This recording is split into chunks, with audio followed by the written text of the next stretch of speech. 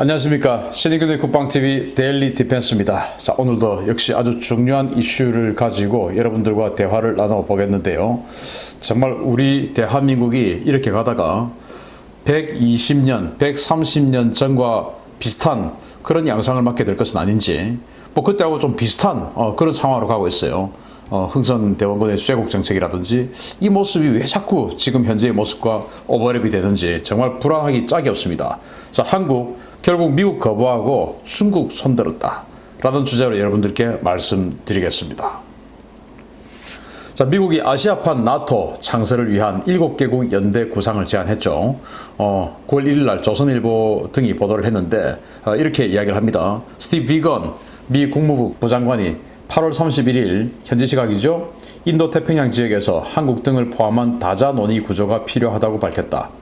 비건 부장관은 인도태평양 지역은 다른 지역에 비해 강력한 다자 구조가 부족하다라면서 북대서양 조약기구 나토나 유럽연합 EU와 같은 불굴의 용기가 없고 환태평양 경제 동반자 협정 TPP가 있기는 하지만 다루는 범위가 너무 광범위하다라고 지적했다. 그는 이런 면에서 인도태평양 지역에서 기존 협력 모임을 가져온 4개국 이외에 이익과 가치를 공유하는 나라 간의 지속적이고 정기적인 소통을 갖는 것은 이익이 되며 이런 협력은 중국의 정치, 경제적 위협에 대응하기 위한 측면이 있다라고 강조했다. 라는 것이죠. 자, 그래서 이 아시아 태평양 지역에 이 다자간의 안보 동맹체가 필요하다. 지금 뭐 유럽이나 이런 곳은 있는데 이 아태 지역은 없지 않느냐. 과거 이제 냉전 시대 1950년대부터 1980년대 후반 90년대 초까지는 소련이라는 막강한 적을 상대로 해서 그때는 이제 이념으로 뭉쳐서 이 나토가 창설이 되었고 그때는 대서양이 만약에 전쟁이 발생한다면 대서양이 전쟁의 중심이었죠. 지금은 이제 이 자유민주주의 세력과 대척점에 있는 세력이 소련이 아니고 러시아가 아니고 이제는 중국이죠. 그러면 이제 만약에 이 자유민주주의 세력과 다시 그에 대응하는 세력 간에 뭔가 충돌이 발생하면 이제는 대서양이 아니고 태평양입니다. 그런 상황에서 태평양 지역에 이런 강력한 자유민주주의를 부정하는 이런 강력한 적이 있는데 태평양 지역은 뭐 대단한 뭐 안보 동맹체가 없다. 이제 이런 것이죠. 그도 그럴 것이 미국은 호주와 따로 동맹을 맺고 있죠. 그리고 일본과 따로 동맹을 맺고 한국과 따로 동맹을 맺고 지금 이제 베트남과 그 군사 협력을 강화하고 있고 인도와 군사 협력을 강화하고 있고 뭐 이런 식이지. 동맹 관계는 양자 간의 동맹으로 이렇게 엮여 있을 뿐이지 다자 간 협의체가 없습니다. 그래서 미국은 이걸 하자. 이건 중국의 정치, 경제적 위협에 대응하기 위한 측면이 있다라고 강조했다라는 것이죠. 그래서 이 쿼드라고 하는 것이 인도, 미국, 일본, 호주 이 4개국이 뭉쳐서 이 안보 협의체를 만들고 거기다가 이제 한국, 베트남, 뉴질랜드 이런 이 태평양 지역의 중견국 이상의 리더 국가들을 넣어서 7개국을 일단 만들고 그리고 이제 나토 같은 다자간의 협의체, 군사동맹체로 확장시켜 나가자. 이제 이게 미국 국무부의 생각이죠. 자, 비건이 이렇게 아시아판 나토 발표 직후에 한국 외교부 차관하고 통화를 나눴습니다. 이 한국 외교부 차관은 최종건이라는 사람인데 이 사람은 이제 연세대학교 정치외교학과 교수죠. 문정인의 아주 뭐 측근으로 알려져 있죠. 뭐 우리 그 정치학자들 사이에서는 그래요. 그리고 이제 청와대 비서관을 이 정부 들어서 쭉 하다가 지금 이제 외교부 차관이 되었습니다. 자, 이 사람에게 뭐 취임 축하 인사 겸 해서 전화를 한 겁니다. 자, 머니투데이가 9월 2일 날 보도를 했어요. 스티브 비건 미 국무부 부장관이 외교부의 최종건 제1차관, 이도훈 한반도 평화교섭본부장과 연속 통화를 갖고 한미 공조 의지를 다졌다. 비건 부장관은 2일 최종건 차관과 전화 통화를 갖고 최 차관 취임 축하 인사를 전하는 한편 한미동맹의 지속적 발전을 위해 양측이 긴밀히 협력해 나가기를 기대한다라고 밝혔다. 외교부 측은 단순 상견례 및 정례적 통화라고 밝혔지만 타이밍이 묘하다는 평가다. 비건 부장관은 지난달 31일 미국 인도 전략적 파트너십 포럼 화상회의에서 미국과 일본, 호주, 인도로 구성된 쿼드를 나토와 유사한 수준으로 확대할 뜻을 피력한 직후에 차관과 통화했다라는 것이죠. 8월 31일 날 쿼드를 발전시켜서 인도태평양 지역의 아태 지역의 다자간 안보 동맹체를 만들어야 된다. 거기에 중심적으로 최우선적으로 들어와야 될 나라가 바로 한국, 베트남, 뉴질랜드다. 이렇게 이야기를 하고 그 다음날 외교부 차관에게 전화를 했습니다. 그리고 한반도 평화교섭본부장과도 통화를 했습니다. 이게 뭐냐? 이 타이밍을 봤을 때 당연히 그 쿼드 플러스에 대해서 협의하지 않았을까라고 하는 것이죠. 그 협의 안 했다면 이상한 것이죠. 자, 그런데 자 이렇게 되니까 황제 폐하가 격노하실라. 왜? 황제 폐하 조금 있다가 대한민국에 와야 되는데, 오셔야 되는데 지금 대한민국에 황제 폐하 영접하려고 어마어마하게 지금 노력 중이고 한미일 국방부 장관 모임 오라는데 대답도 안 하고 안 갔는데 아니 이렇게 노력하는데 황제 폐하 격노하시면 안 되죠. 그래서 반중연대 참여 논란 이걸 즉각 진화하고 나서는 외교부입니다. 역시 이제 머니투데이가 같은 날 보도를 했습니다. 스티브 비건 미 국무부 부장관이 지난 3월 쿼드 4개국과 한국, 베트남, 뉴질랜드 등 7개국이 참여하는 차관급 협의체가 5개월간 11차례 협의를 진행하는 등 매주 관련 협의를 진행하며 활발하게 가동 중이다 라고 발언한 것과 관련해서 외교부가 즉각 부인에 나섰다. 외교부는 7일 7개국 차관급 협의체는 바이러스 사태 이후에 경제 정상화 방안과 백신, 치료제 공급 등을 논의해온 다자 협의체다라며 쿼드와 무관하게 여기에 참여하라는 미국의 공식 요청도 없었다. 라며 쿼드와의 연관성을 부인했다는 거예요.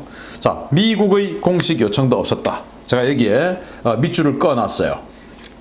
미국의 공식 요청도 없었다. 이거 어디서 많이 듣던 이야기죠. 바로 미국 중심의 EPN 경제번영 네트워크에 참여하라 라는 미국 측의 요구, 미 국무부 경제담당 차관보가 직접 이야기를 한 거죠. 그 요구를 우리 한국은 미국의 공식 요청 받은 적 없다 라고 하고 씹어버렸어요. 그러면서 EPN 참여를 지금까지 거의 안 하는 것으로 계속 뭉개면서 우리는 요청받은 바 없다. 공식 요청받은 바 없다. 이렇게 해서 지금까지 EPN 경제번영 네트워크 여기에 참여를 안 하는 것으로 지금 가고 있는 것이죠. 그래서 미국의 공식 요청도 없었다. 이 말은 결국 EPN 참여를 안 하는 것처럼 이 쿼드 플러스도 참여를 안 하는 그런 수순으로 해석할 수밖에 없는 것이죠. 왜? 그동안 행태가 그랬으니까. 자, 이렇게 비건이 전화가 온 날 한미동맹은 냉전동맹이다 라고 헐뜯었던 통일부 장관이에요. 자, 이 사람이 이상한 단체에 가가지고 뭐라고 이야기를 했냐? 동아일보 보도했는데요. 이인영 통일부 장관이 2일 진보 성향 개신교 연합기관인 한국기독교교회협의회를 찾아 한미동맹을 냉전동맹이라고 표현했다. 이 장관은 한미관계가 어느 시점에서는 군사동맹과 냉전동맹을 탈피해 평화동맹으로 전환할 수 있을 거라고 생각한다 라고 말했다. 아니 이 양반 동맹의 의미는 알고나 지금 이런 아무 말이나 갖다 붙이는 건지 그냥 여하튼 이런 그 PC 이런 사람들은 그냥 좋은 말만 자꾸 조합하면 다 되는 줄 알아요. 아니 평화동맹이란 말이 어디 있습니까? 평화동맹, 평화의 동맹이 어디 있어요? 제가 이런 말 드리면 평화동맹 좀 그럴듯한데 왜 그러지 저 양반? 이렇게 생각하실 수 있죠. 자, 이 동맹의 사전적 의미를 한번 보겠습니다. 결국 이인영이가 말을 한 평화동맹은 결국 동맹을 해체하자는 의미입니다. 왜냐? 동맹 한번 보시겠습니다. 동맹 한자를 보면 같을 동자 그리고 맹세할 명자 영어로는 alliance 명사입니다. 같이 싸우자고 맹세한 겁니다. 이게 동맹이에요. 자, 이걸 우리 한국어로 해석해 놓은 사전적 의미 한번 보겠습니다. 제3국으로부터 공격에 대해 공동으로 방어하기 위해 양국 간 또는 다수국 간의 결합으로 개별적 안전 보장의 한 형태다. 형태에 따라 방어동맹, 공격동맹, 공수동맹으로 분류되고 국제연합 헌장 제8장 지역적 계약에서는 집단적 자유권을 행사하는 지역적 계약 또는 지역적 기관에 의한 지역적 공동방위로 규정한다. 라는 거예요. 자, 그런데 평화동맹이 어디 있습니까? 평화에는 동맹이 없어요. 예를 들어서 비행기 자주 타고 고향으로 갑니다만은 비행기를 탈 때 어떨 때는 아시아나를 타기도 하고 어떨 때는 대한항공을 타기도 해요. 그리고 요즘은 저가항공 에어부산을 자주 이용을 해요. 자, 그런데 우리 비행기를 타고 해외여행 할 때 이렇게 보면 자, 대한항공 스카이팀이라는 게 있어요.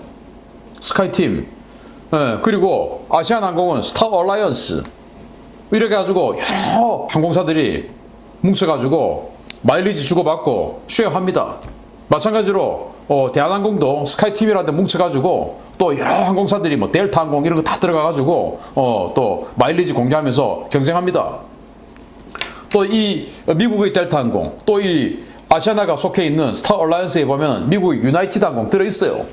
자, 그러면 델타하고 유나이티드가 평화입니까? 경쟁입니까? 아시아나와 대한항공이 평화입니까? 경쟁입니까? 경쟁이에요. 자, 이런 다자간의 동맹체 스타 얼라이언스, 동맹체 아닙니까? 스카이팀에 또 다른 동맹체 있어, 원월드라고. 그런 데서 경쟁하자, 싸우자는 겁니다. 그래서 생존하자라는 겁니다. 평화가 어디 있어요, 경쟁에.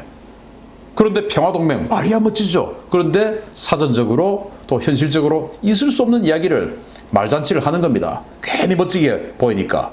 그런데 따지고 보면 아무 말이 아니에요. 그럼 평화동맹 뭐냐? 동맹이 이루어질 수 없는 내용이니까 동맹 없는 거죠. 해체하자는 거죠. 결국 한미동맹 해체하자 그 말입니다. 이명의 말은. 자, 반중경제동맹 EPN 그리고 안보동맹 쿼드 플러스 제안 모두 무시해온 대한민국입니다. EPN 하자. 지금까지 우리 공식 요청 받은 바 없다. 그렇게 해서 중국 중심의 이 세계시장 질서를, 이 생산기지를 각국으로 다시 가져가고, 또는 뭐 베트남이나 인도네시아나 아니면 인도나 뭐 방글라데시나 이런 다른 제3의 생산기지를 따로 만들자. 중국 기지에 너무 생산기지가 집중되니까 이 횡포가 심하다. 바꾸자. 제일 좋은 거는 자국으로 가져가자. 이게 EPN 아닙니까? 그리고 혹시 그에 대해서 중국이 어떤 그 보복을 하면 우리 전체가 뭉쳐서 보복하고 방어해준다. 이게 이제 EPN의 논리예요. 그런데 여기에 우리는 공식 요청받은 바 없다. 분명히 미국 국무부에서는 공식 요청했다 라고 했는데 우리는 공식 요청받은 바 없다 라고 뭉개고 있죠. 그리고 이제 중국의 군사력 굴리기, 또 이 남중국해, 또 이런 여러 상황에서 정말 말도 안 되는 이런 짓거리들, 이런 것들에 대해서, 이런 공격적인 중국의 군사 정책에 대해서 다 같이 뭉쳐서 대응하자라고 하는 이 쿼드 플러스, 우리는 공식 요청받은 바 없다. 똑같이 이제 EPN하고 똑같이 무시해 나가려고 하는 것이죠. 왜냐? 우리는 황제 폐하를 모시니까 시황제님을 모셔야 되는데 라고 생각하는 거 아니겠습니까? 자, 이렇게 한미관계 엇박자를 내는 정부가 경제 분야는 더 심했습니다. 저는 이 통계를 보면서 이거 다른 나라들 보면 우리 대한민국을 어떻게 볼까라는 생각이 들어요. 역시 이제 머니투데이가 같은 날 보도를 합니다. 신종 코로나 바이러스 감염증 발생 이후에 한국 경제의 중국 의존도가 더욱 높아진 것으로 나타났다. 전국 경제인연합회는 1월부터 7월까지 중국 수출 비중이 전년 동기보다 1.5%포인트 상승한 25.8%로 집계됐다고 밝혔다. 한국의 수출 규모는 2,845억 달러로 지난해 같은 기간 대비 10.6% 감소했으며, 같은 기간 유럽연합 수출은 11.5% 감소, 중남미와 인도는 각각 34.3%, 34.5%가 감소했다. 중국이 신형 인프라 투자를 확대하고 5G 스마트폰 수요가 확산되면서 한국의 대중국 수출은 플러스로 돌아섰으며, 반도체와 컴퓨터 수출은 각각 3.8%, 38.3%가 증가했다 라는 거예요. 상반기 동안 우리 대한민국이 원래는 한 24.3% 정도의 중국 무역 의존도가 24.3%였는데 이 기간에 1.5%나 상승해서 25.8%가 됐다 이거예요. 대만이 지금 24%인데 우리가 이제 대만하고 비슷한 그런 규모였는데, 비중이었는데 대만은 그대로인데 우리는 이만큼 더 상승했다 이겁니다. 그 상승한 요인 중에 바로 반도체와 컴퓨터가 있다 이거예요. 그런데 이 상반기에 화웨이 때문에 미국이 중국에 얼마나 지금 이 IT 분야 제재를 하고 있습니까? 그리고 그에 대해서 우리에게 동참해달라 얼마나 지금 간곡하게 부탁하고 있습니까? 그런데 여기에 작년만 해도 영국, 프랑스, 캐나다, 이태리, 독일 이런 나라들 화웨이 제재 미온적이었고 어떤 나라는 부정적이었어요. 그런데 올해는 전부 다 이제 동참하죠. 그런데 우리나라만 따로 이 중국과 반도체 그리고 컴퓨터 수출을 3.8%, 38.3% 증가시켰다 이거예요. 이게 말이 됩니까 이게? 다른 나라들이 선진국들이 우리를 보는 시각이 어떻겠습니까? 전 세계가 뭉쳐서 잘못하고 있는 저 화웨이를 응징하기 위해서 뭉치고 있는데 우리나라만 이때 중국에게 반도체를 이만큼이나 공급하고 있다. 이런 참 황당하죠. 자, 구한말 쇄국 정책의 대자보입니다. 이러다가 진짜 우리나라 망할 판입니다. 자, 뭐 제가 여기다가 뭐 칠해놨죠. 누군지 아시죠? 친청사대 척양척외. 자, 청나라를 친하게 지내고 그대를 높여 올리고 사대하자. 그러면서 양이들을 물리치고 또 일본은 외를 물리치자. 이게 바로 구한말 때 흥선이 했던 정책이에요. 그리고 어떻게 됐습니까? 우리나라 망했죠. 지금 똑같죠. 척양척외. 미국과 한미동맹을 해체하고 일본과 반일 감정을 조장시켜서 그리고는 중국을 높이 올려 세워서 사대하자. 똑같죠 지금. 똑같은 짓을 140년 전에 해가지고 나라를 망해먹었는데 지금 이 정부 하는 거 보면 조선하고 똑같습니다. 빈부의 격차를 더 심화시키고. 그렇지 않습니까? 지금 빈부의 격차 심화시키죠. 그리고 군력을 어지럽히고. 똑같죠? 조선 말에 군력 어지럽히고 빈부의 격차 더 심화시키고. 똑같지 않습니까? 그러면서 중국을 사대하고 그리고 신문물인 양, 외, 척하고 배척하고 물리치고 지금은 반일감정 조장시키고 그리고 한미동맹 끊으려고 하고 이거 똑같습니다. 우리 정말 경계해야 됩니다. 여러분들 어떻게 만든 이 나라입니까? 이거 망했어야 되겠습니까? 절대 잊으면 안 됩니다. 1년 반 후까지 절대 잊으면 안 됩니다. 마치겠습니다. 감사합니다.